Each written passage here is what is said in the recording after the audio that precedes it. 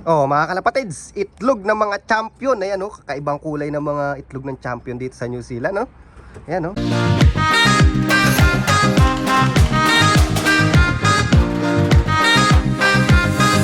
So yun mga kalapatids, nakita nyo na naman yung pagmumukha ko yan. So for today's video yan, medyo maganda-ganda na yung boses natin. Pwede na tayong kumanta. But anyway, magandang balita mga kalapatids. Magbibigay nga pala ako ng isang sakong patuka dun sa mga solid supporter natin. Yan.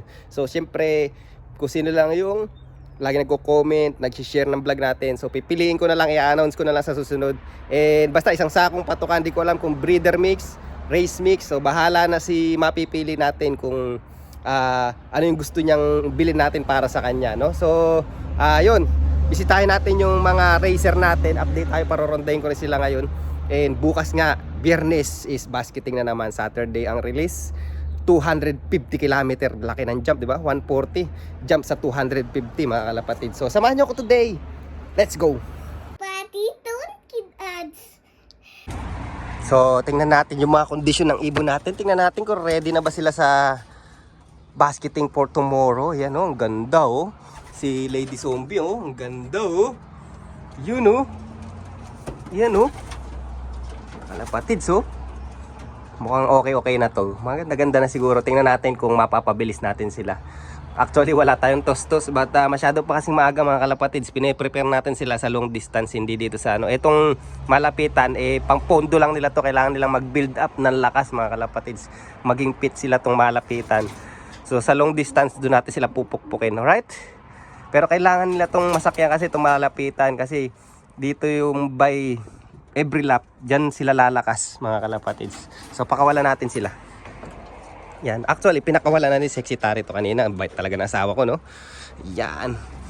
Tapos ngayon parorondahin uli natin sila kasi ayoko silang tumaba. Yan, oh. Yan, oh. Yun, oh, pogi naman nun, oh. Stubborn ba yun? Pinakapogi ko talagang kakyan sa lahat, sa kasi Batang Quiapo. Oh. Baba na dun.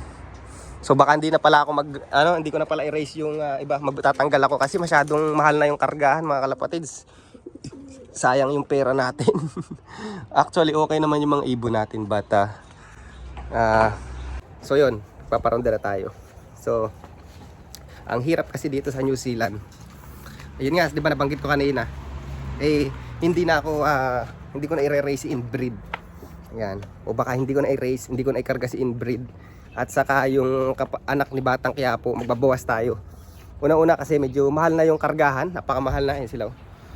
And pangalawa, dito sa New Zealand mga kalapatids, pagka nag-race ka, kunwari mo, example 1,000 km, nag-race ka ngayon, yung ibon mo hindi nakauwi, tapos may nakakuhang lokal dito o sino pa man may nakakuha dun sa around, like ang layo sa'yo 1,000 km.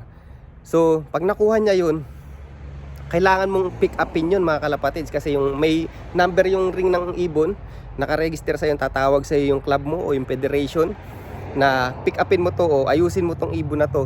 Imagine pagka ipapadabalik mo yung ibon mo from 1,000 km, tapos ipababalik mo rito sa lock mo, gagastos ka mga kalapatids. Siguro gastos ka ng $150 para lang doon sa ibon na yun na hindi nakauwi, di ba? So hindi basta-basta mag-race dito sa New Zealand.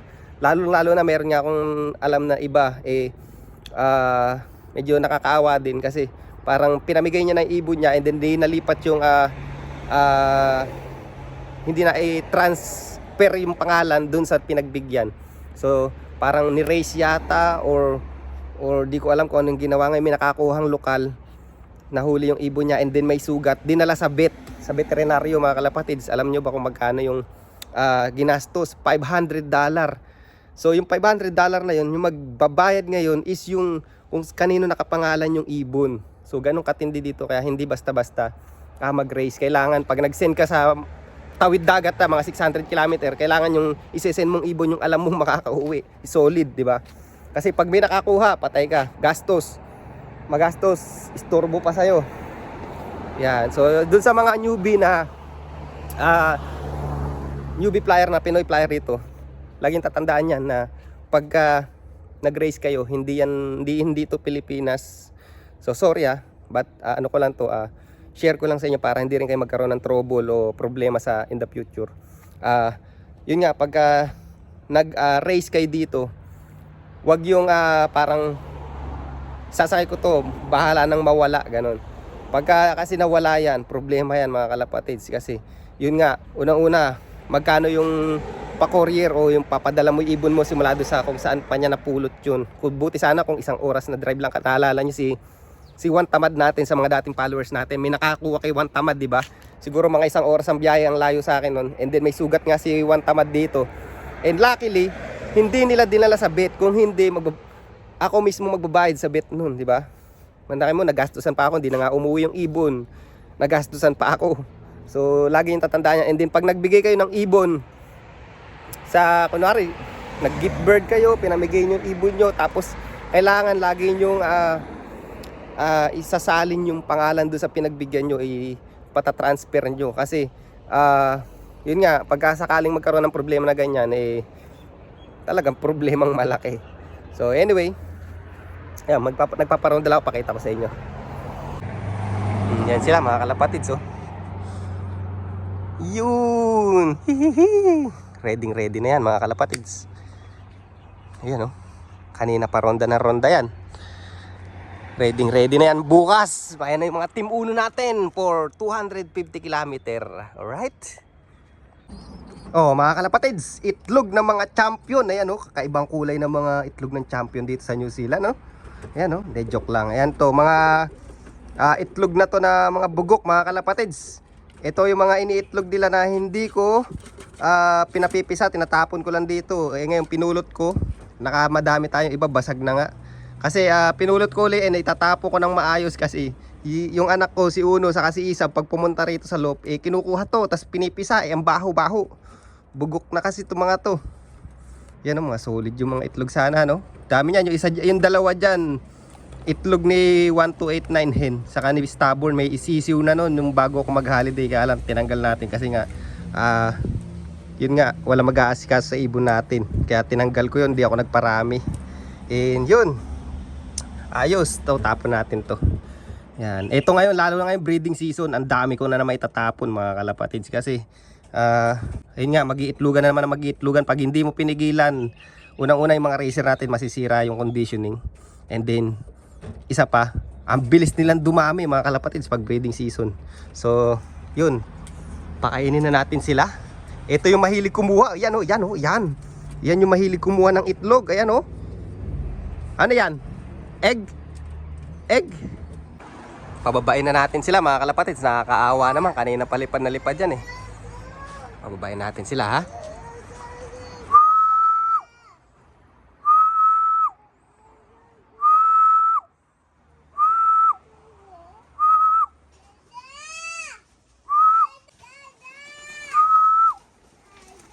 Ang ingay ng alaga ko Ayan pasok agad mga kalapatids. Ayan na, 1 oras mahigit lumilipad mga kalapatids. Walang babaan. Lalakas magsikain. Grabe magsikain parang mga bulating na asnan, di mapakali kain doon, lipat na naman. Ito may isa Simple lang yung pakain natin mga kalapatids. Grabe na, walang pati yung tubig nila mga kalapatids, purong tubig lang. Walang halong chemical. Yan. Tingnan natin kung ano yung ililipad nila sa 250 km mga kalapatids. Habang lumalayo itong mga to, medyo bibilis-bilis na to. Tingnan nyo Ganda sana pang ilipad ni inbreed Ito si inbreed mga kalapatids yan Ito itong blue bar na to. Kaya lang kasi, pag inilipad natin siya ng nilipad, yung magiging problema natin, yung last flight niya, saka yung 9th flight, 10th flight, yan yung mga magiging problema natin kasi masasakto yan, maglalaglag na yan sa December, ganyan. So sayang lang, baka mawala. So yun mga kalapatids, ito ko na nangyari yung vlog natin mga kalapatids. Bukas is basketing. Yan, i-relax muna natin sila, wag natin sila masyadong stressin. Alright, dito ko na lang i-arrange yung vlog natin. Saka na tayo magpa-shout out kasi sobrang hectic ang time natin. Okay, bye.